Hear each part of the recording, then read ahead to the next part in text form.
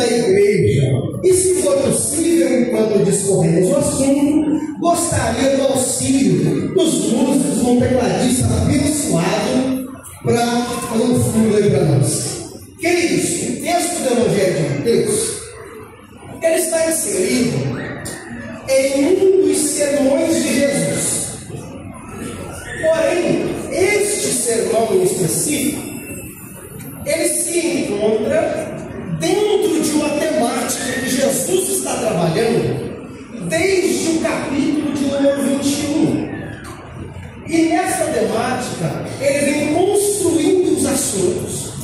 E ele vai falar pelo menos de 4 tópicos.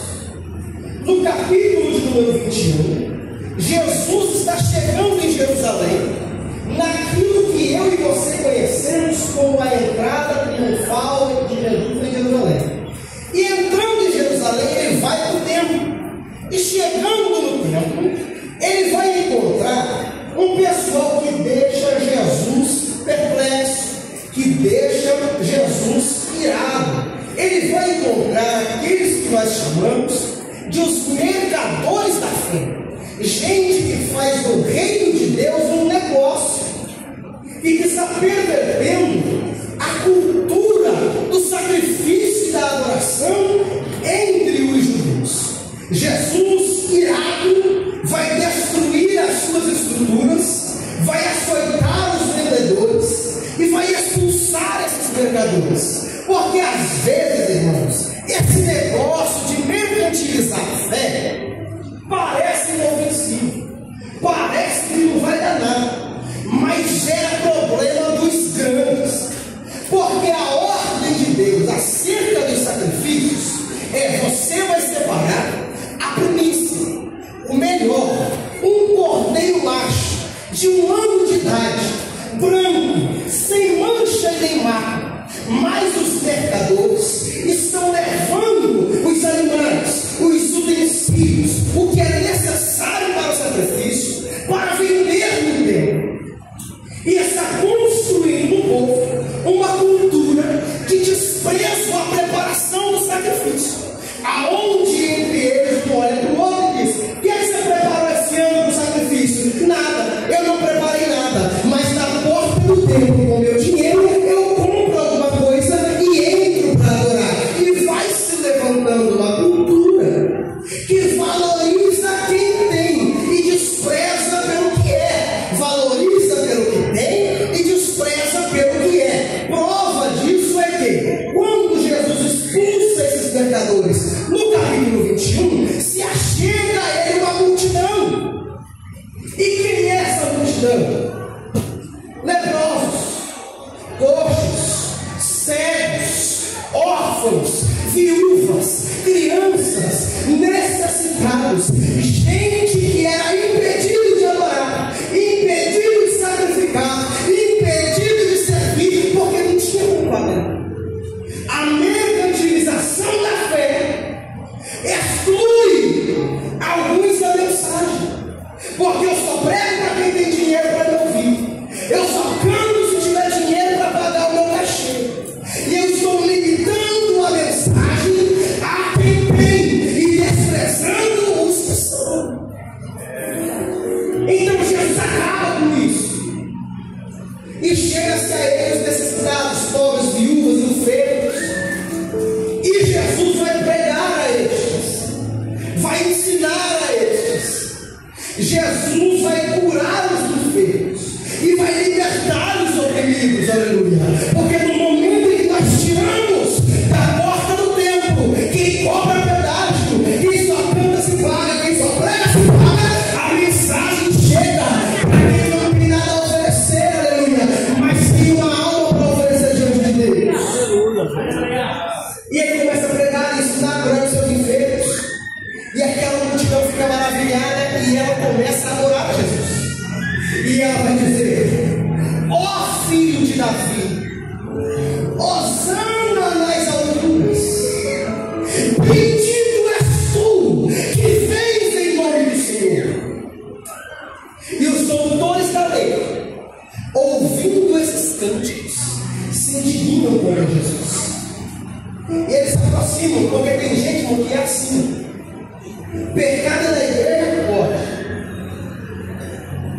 fazer da fé um negócio, não tem problema.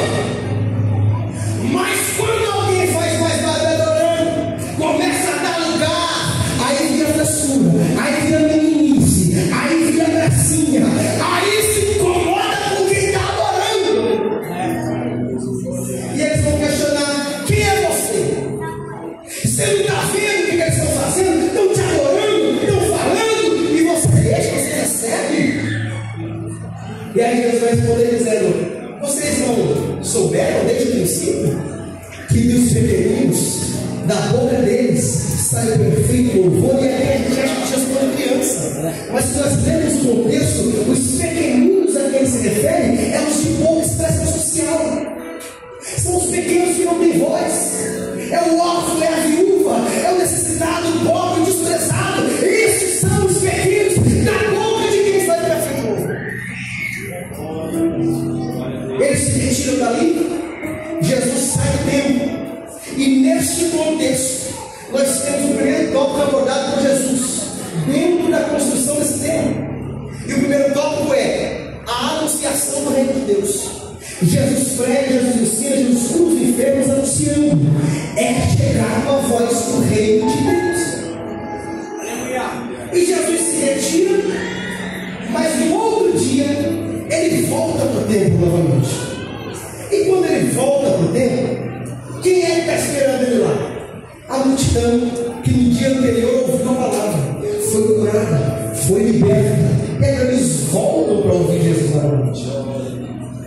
E aqui tem uma coisa implícita no texto que me chama a atenção e me faz refletir sobre a nossa vida. Jesus se retira no dia anterior e não deixa evidências, pelo menos não pessoais, de que ele voltaria no outro dia. Jesus não tinha status do WhatsApp, Jesus não tinha conta no Instagram, Jesus não tinha uma empresa de marketing divulgando a sua agenda, Jesus não tinha uma agenda pública que podia ser consultada. Em outras palavras, o que eu estou dizendo é que não dava para saber se Jesus ia voltar para o templo no outro dia.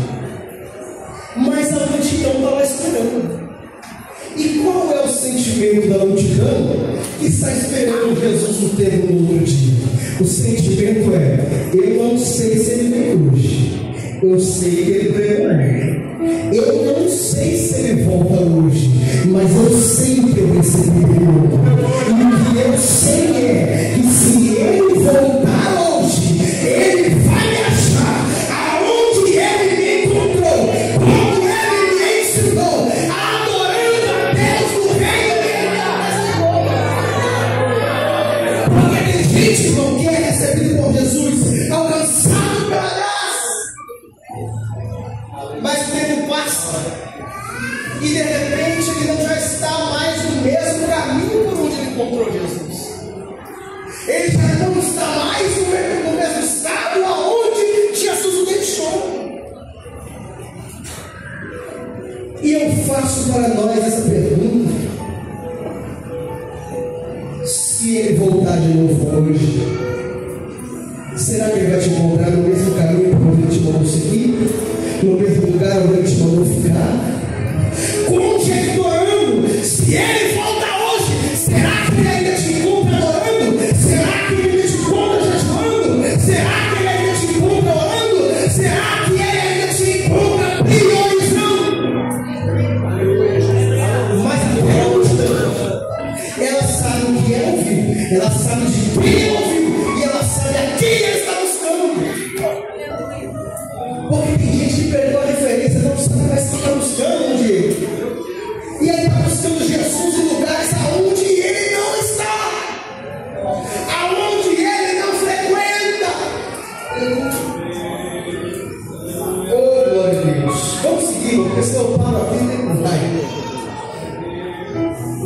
Então a multidão está esperando, Jesus chega. E Jesus começa a ensinar essa multidão.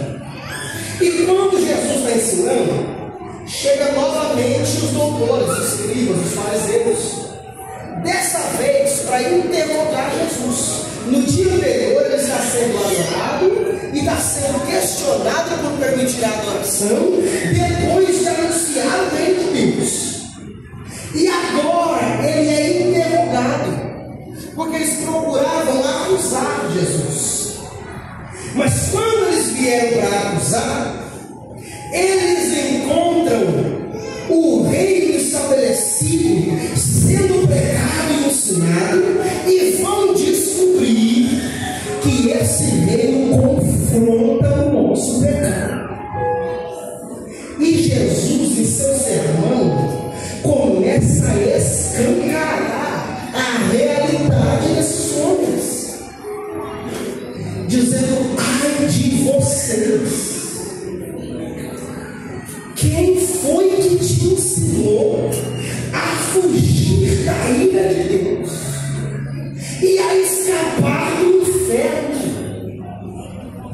Vocês que tentam deter o monopólio da adoração, vocês que parecem deter as diretrizes do que é uma vida santa e ilibada, são como sepulcro caiado. É lindo por fora, mas por dentro o que tem é morte e podridão. E aqui Jesus vai abordar o segundo tópico do tema que ele está construindo. Primeiro ele vem anunciar o reino, e depois ele vem dizendo: esse reino que eu vos anuncio, ele é paz, é amor, é bondade, é alegria, mas é juízo que confronta as aparências. Oh, aleluia! Jesus escancara o coração, parte das vestes dos sacerdotes, dos escribas, dos fariseus. E ao concluir o sermão, eles desistem de interrogar Jesus, porque eles percebem que não dá para pegar Jesus em erro, não dá para pegar Jesus em tropeço. E Jesus se retira do tema. E agora nós entramos no capítulo 24, que vai entrar especificamente no tema desta noite. No capítulo 24, mais especificamente no versículo 3, a Bíblia vai dizer que Jesus está agora no Monte das Oliveiras, reunido com seus discípulos, e ele vai dar continuidade da mensagem, motivado por uma pergunta dos seus discípulos. Os discípulos vão perguntar: mestre, o Senhor anunciou o reino lá para os pobres, para as viúvas, para os necessitados, para aquela grande multidão. Mas para os escribas e fariseus, o Senhor disse que esse reino traz juízo, esse reino traz condenação. E a gente ficou preocupado e quer saber quando é que vai acontecer esse negócio, para a gente estar pronto para isso. Quando é que vai ser o fim do mundo? Quando é que o Senhor aparecerá novamente? E motivado por essa pergunta, Jesus vai entrar no terceiro tópico da mensagem. O primeiro tópico ele prega para o necessitado, para aquele que precisa ouvir, precisa ser alcançado pela mensagem. E qual é a mensagem evangelística de Jesus? É chegar a voz do reino de Deus, o reino que cura, que liberta, que ampara, que consola. Aleluia!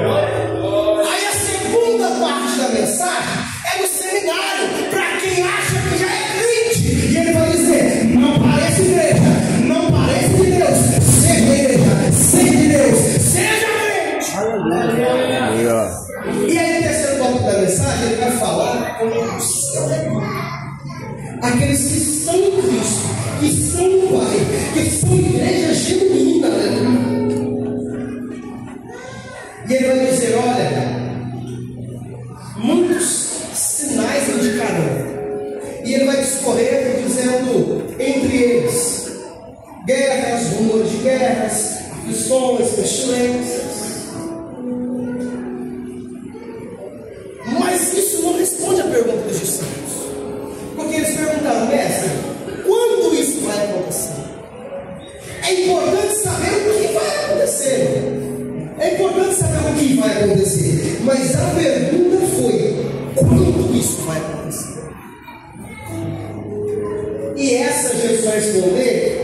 final do capítulo 24, no versículo 36, como ele diz: mas daquele dia e hora ninguém sabe,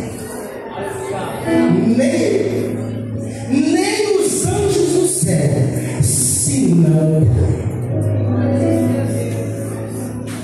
E tendo respondido a pergunta dos discípulos, ele vai abordar o tema com mais clareza. Ele vai dizer: a única coisa que eu posso dizer para vocês é que a vinda do Filho do Homem, ela é iminente. Ela pode ser a qualquer momento. Ela pode ser hoje. Ela pode ser agora. Ela pode ser daqui a pouco, irmãos. Nós estamos vivendo usurpados por essa vida, pelos prazeres, ansiedades, responsabilidades, e muitas vezes se esqueceram que a vinda de Cristo é iminente. E aí vai dizer assim: olha, vai ser como nos dias de Noé,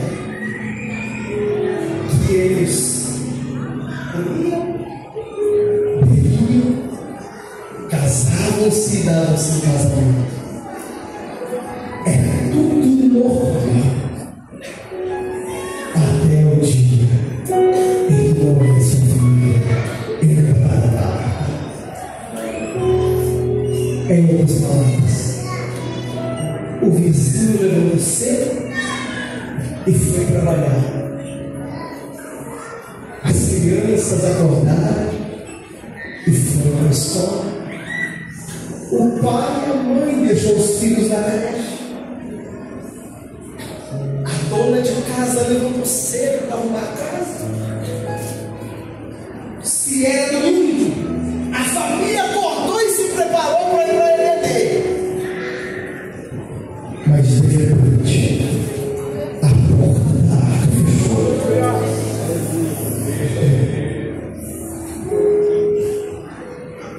E aí Jesus, apresentando a iminência da sua vida, vai dizer: eu sei qual é o coração de vocês. Vocês querem estar prontos, vocês estão com dúvida quando vai acontecer. Para a gente você pegou surpresa, mas considerar isso. Se o pai de família soubesse que hora viria o ladrão, ele ficaria vigilante e não deixaria que a sua casa fosse roubada. Mas ele não diz a hora que ele vem. Então o que ele está dizendo é: seja vigilante em todo tempo, toda hora, todo momento, todo dia, a semana inteira, o mês inteiro. Porque ele continua, versículos 45 em diante. Imagine nenhum patrão que saiu de viagem e deixou o seu mordomo tomando conta da casa, e ele não disse quando voltaria. Mas quando ele volta, de repente, sem avisar, ele encontra o mordomo deitado na rede, comendo de tudo, bebendo de tudo, esbanjando aquilo que eu não vi. Ah, esse mordomo vai ser lançado aonde achou pranto e ranger de dentes. Jesus está declarando: se eu voltar, no momento em que aqueles que receberam o que eu dei não estiverem fazendo bom uso, boa administração daquilo que eu entreguei, está usando o dom de Deus para quê? Está usando o ministério que Deus deu para quê? Está usando o recurso que Deus deu para quê?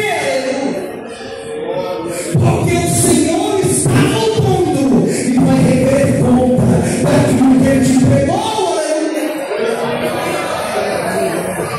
E aí Jesus vai entrar no capítulo 25, dizendo: porque o reino dos céus é semelhante a 10 virgens que, tomando as suas lamparinas, saíram ao encontro do esposo. E 5 delas eram prudentes, mas entre elas tinha 5 que eram loucas. E as loucas, tomando a sua lamparina, não levaram azeite consigo, mas as prudentes levaram azeite nas suas vasilhas. E aí ele vai dizer algo que me choca bastante. Tardando o noivo, as loucas dormiram, mas as prudentes também. Todo mundo dormiu, todo mundo perdeu o foco, todo mundo se distraiu, aleluia. Mas à meia-noite ouviu-se um clamor. Aí vem o noivo, sai-lhes ao encontro. Oh, glória a Deus. E levantando do sono, despertando, as loucas perceberam que as suas lamparinas apagavam. Aleluia. E aí elas ficaram preocupadas. O azeite não vai dar, está acabando, vai apagar. Oh, vocês aí, dá um pouquinho de azeite para nós. Não. Porque azeite, irmão, esse azeite aqui não dá para dividir. Sabe aquele negócio que a gente faz e ama? Faz, eu já recebi isso. Como você importa, não? Ele chama a frente, oh meu irmão, o poder que está sobre mim, eu divido contigo, divido não. Divide a sensação, a alegria, o temor, mas o poder, meu, dá no seu azeite. Não. Você quer azeite? Vai para a oração você. Quer azeite? Não dá para pegar de quem jejua. Eu tenho que jejuar eu mesmo. Quer azeite, irmão? Não dá para ficar dependente da oração do pai, da mãe, do pastor. Eu tenho que dobrar meu joelho e orar. Porque tem coisa que não dá para dividir, querido. Aleluia. E aí você não dá para dividir o azeite. Não tem como. Mas faz o seguinte, vai buscar vocês. Aleluia. E elas saíram para levar o seu azeite, irmão. Mas a Bíblia diz que quando elas foram buscar o azeite, chegou o noivo. E as prudentes que estavam apostas entraram com ele para as bodas.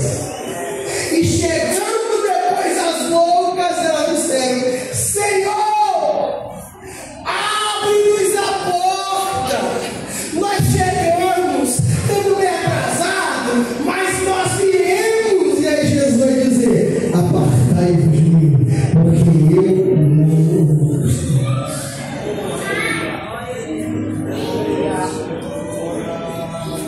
Jesus está abordando o terceiro tópico da mensagem. Não vai dar para chegar no quarto, mas Jesus está abordando o terceiro tópico da mensagem.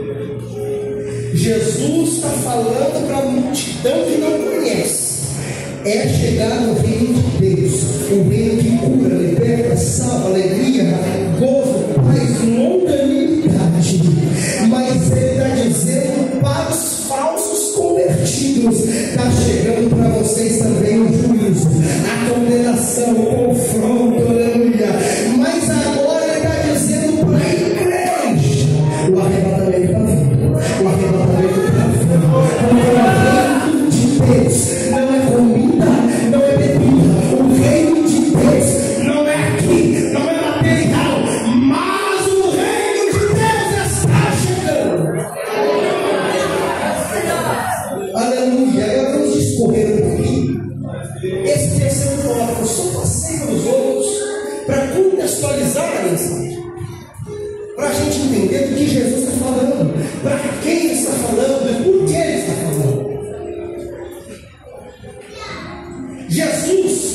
está pregando essa parábola não é para a multidão, não é para os falsos que são os mestres e doutores, não.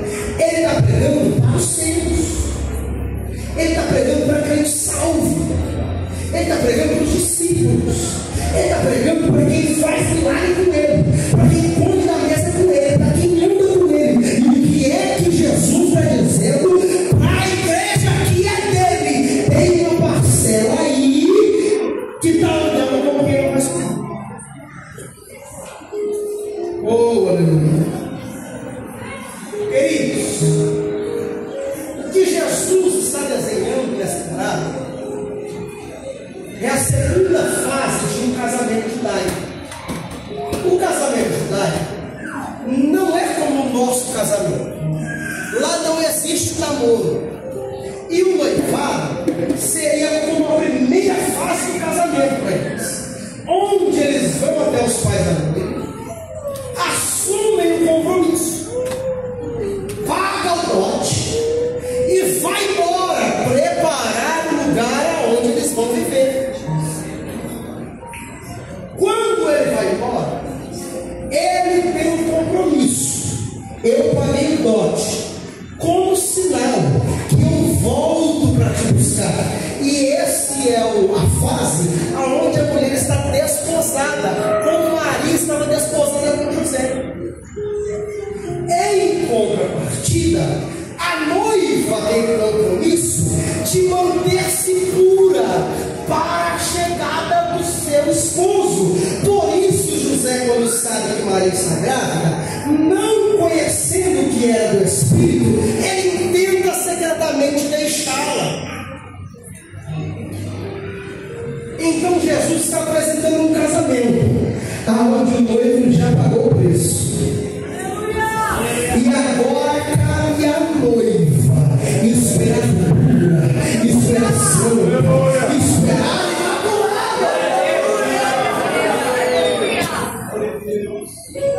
quando o noivo está voltando, ele vem como dignitário, como alguém importante, que precisa ser recebido, alguém que é aguardado.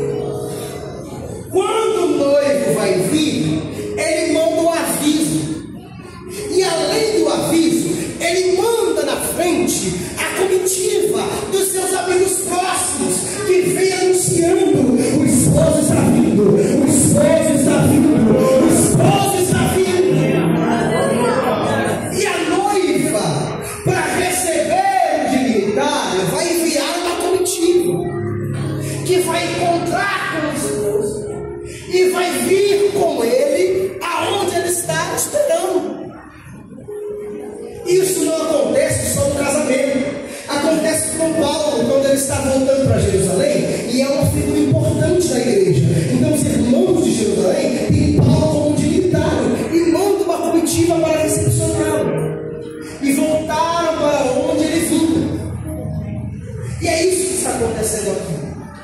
Então aqueles que vêm clamando, dizendo: aí vem o noivo, aí vem o noivo, aí vem o noivo, são aqueles que representam o noivo e que trabalham com ele na sua vida. E do outro lado, a comitiva que vai adiante, receber esse noivo e trazer a noiva, é uma representação direta da própria noiva. Então essa comitiva sabe para onde vai, sabe quem vem e sabe o que ela tem que fazer. Mas a comitiva da noiva, que representa a igreja, ela sai dividida.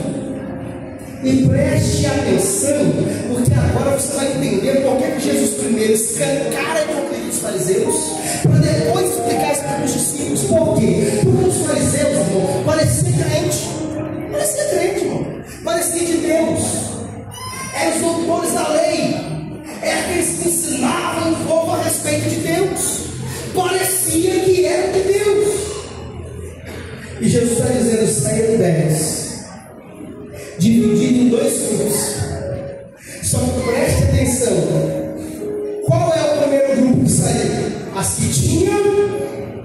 azeite. E qual é o segundo grupo? As que não tinham azeite. Então repete comigo bem forte nessa noite. O primeiro grupo são as que tinham azeite. E o segundo grupo são as que não tinham azeite. Agora eu pergunto para você: quem sabia que tinha diferença entre um e outro? Só aquele que conhece a quantidade de azeite. Quem olha de fora fala, tá vindo 10. Mas quem olha por dentro está falando para nós, tinha 5 e 5. Aleluia. Aí os discípulos pegam a mensagem. Olha os fariseus. Gente que parece que é, mas não é. Fala que faz, mas não faz. Diz que é, mas não é. Aleluia.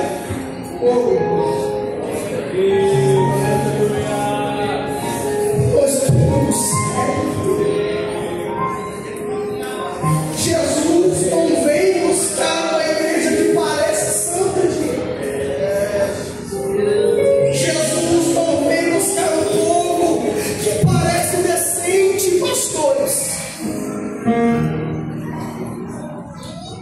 Jesus não vem buscar um povo, aleluia, que parece que anda segundo a palavra. Ele vem buscar um povo que é crente. Ele vem buscar um povo que é santo. Ele vem buscar um povo que vive segundo a palavra, aleluia. E a gente que olha de fora enxerga uma coisa só, mas Jesus está olhando do céu e está dizendo: aqui é azeite, aqui não tem, aqui está preparado, aqui não está. Eu vou precisar aplicar isso, porque a gente está olhando. Jesus, a gente está olhando aqui e está dizendo: olha, todo mundo afinado, olha como o Senhor, que o More canta lindo, mas Jesus está dizendo: aqui adora, mas aqui fala palavrão.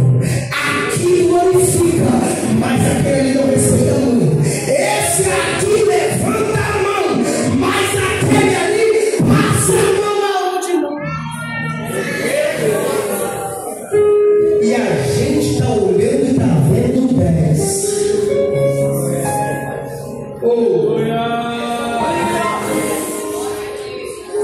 Mas a comitiva angelical que vem com Jesus anunciando o noivo, a trombeta pode tocar ainda hoje. E aí nessa hora, queridos, a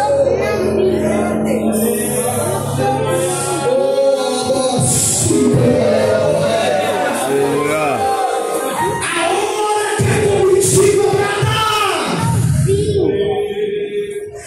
aí vem o noivo. Cuidado, porque não vai dar tempo de se consertar, não vai dar tempo de abandonar o pecado, não vai dar tempo de pedir perdão. Aleluia. Por isso aproveita enquanto é tempo.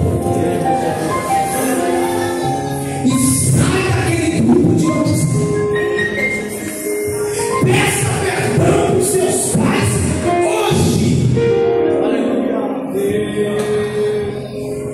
Se arrependa enquanto é tempo.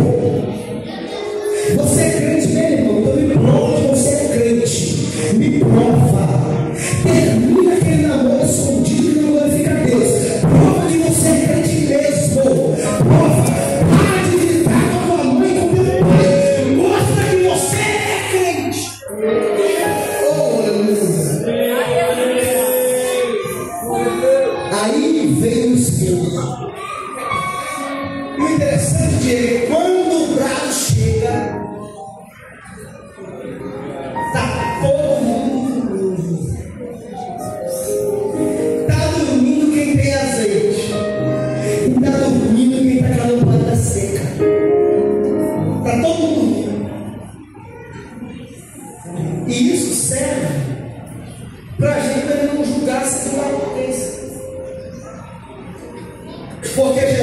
reuniu os discípulos da Páscoa e foi lavar os pés.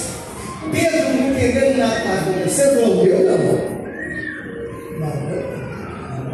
Aí Jesus fala: não, se eu não lavar os seus pés, você não tem parte comigo. Aí ele de novo, não entendendo nada, ele falou: não, dá um banho completo. E aí Jesus de novo vai dizer: mas Pedro, você anda comigo, rapaz, você está ouvindo o que eu prego, você participa do milagre, você senta na mesa comigo, Pedro, você está limpo mesmo, só falta os pés. Porque o crente lavar inimigos e remedios do poder, de vez em quando se perde.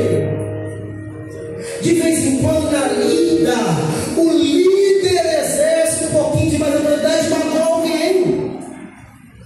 A gente, para corrigir, às vezes é um pouquinho dura e fere alguém. Às vezes, a gente no momento que não está muito bem, fala uma palavrinha meio pensada e machuca o outro.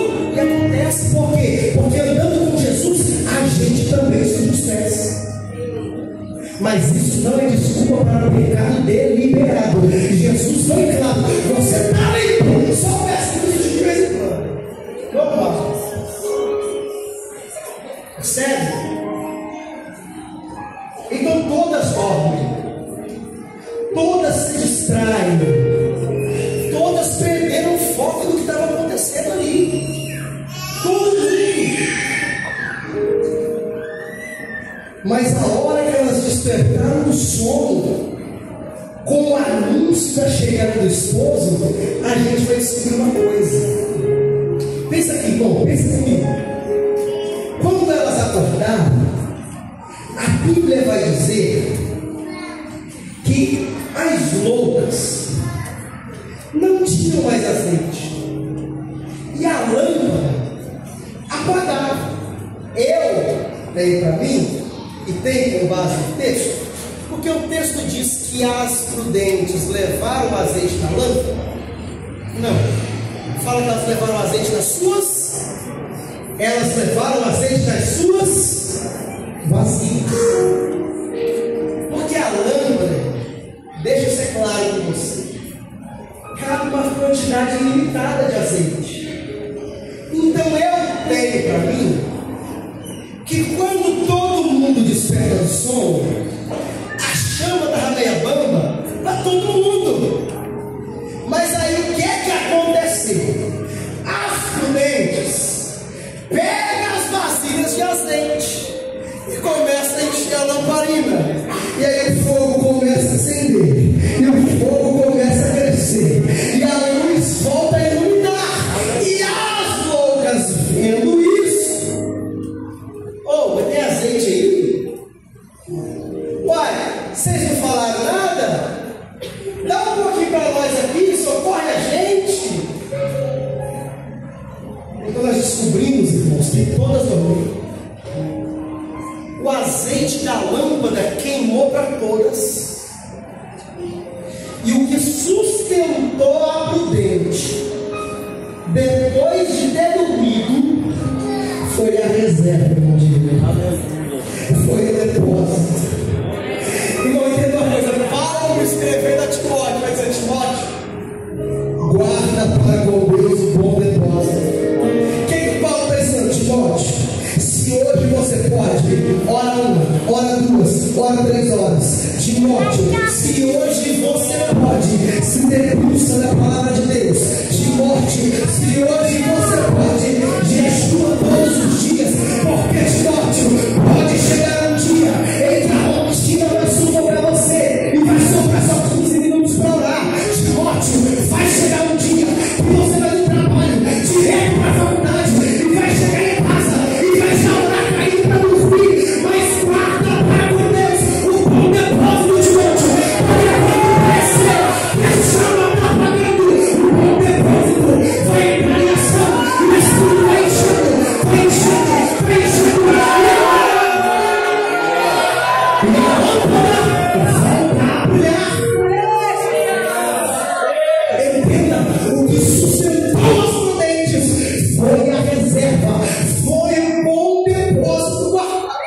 Deus. Aleluia. Oh, aleluia. Queridos, nós já ouvimos nessa noite que o reino de Deus está chegando. E este reino é bondade, este reino é amor, esse reino é alegria, esse reino é paz. Mas nós também aprendemos que quando esse reino de paz e amor vem, ele vem para confrontar e trazer um juízo sobre aqueles que rejeitaram a graça. E por causa desse juízo, nós não devemos estar dispersos. Antes devemos andar vigilantes, atentos, prudentes, orando, consagrando, adorando, buscando a Deus, porque é iminente a vinda do nosso Senhor. E por fim, eu não consegui o quarto. Por fim, nós entendemos que quando sai às 10, e aqui Jesus repito, ele está pregando não é para a multidão, não é para o sinédrio, não é para os escribas e fariseus, ele está pregando para os discípulos, ele está falando para a igreja. Quando sai tudo igual. Vou falar, porque a gente tem que falar, se eu não tem que falar, vive conversa tudo no mesmo uniforme. Aqui no público, todo mundo de terno e gravata. Os músicos todos alinhados, os grupos dos departamentos, todo mundo político, arrumado, parece tudo igual. Mas Jesus está olhando e viu ali 5 pessoas. 5 pessoas. Sabe qual é a boa notícia? A boa notícia é o seguinte: comitiva que anuncia o noivo ainda não chegou, ainda não vieram, a trombeta ainda não tocou. Aleluia. Então nessa noite, eu vou ser bem claro de mim. Eu não sei como é que você chegou. Pode ser que você chegou aqui está com a lamparina cheia e a reserva de azeite está na boca. Se é o teu caso, pode glorificar, pode adorar, pode bendizer que você está no lugar certo. Mas pode ser, irmão, pode ser, talvez, que a rotina esteja te cansando um pouco, sabe? Sabe quando você pode estar criança pequena chorando, ouvindo a madrugada inteira, não descansa. Aí você não consegue mais levantar meia horinha antes do trabalho para fazer um devocional, para orar um pouquinho, para ler a palavra, mas aí você percebe que aquele dia já não é tão produtivo, a semana já não é tão boa. Significa que você está vivendo já no bom depósito, já na reserva, está vivendo uma fase que está te cansando. Está fazendo a faculdade à noite e não consegue ir para os cultos, e lá na faculdade estão atacando tua fé, que estão tentando desviar você, e você está vivendo no bom depósito. Então, Jesus, me ajuda, Jesus, me ajuda. Eu tenho azeite na reserva, mas eu não sei quanto vai durar, eu não sei quanto tempo vai dar, aleluia. E o azeite está na reserva, tem na vasilha, mas está acabando, está no final, está gastando aquilo que foi depositado. E talvez tenha alguém que entrou aqui esta noite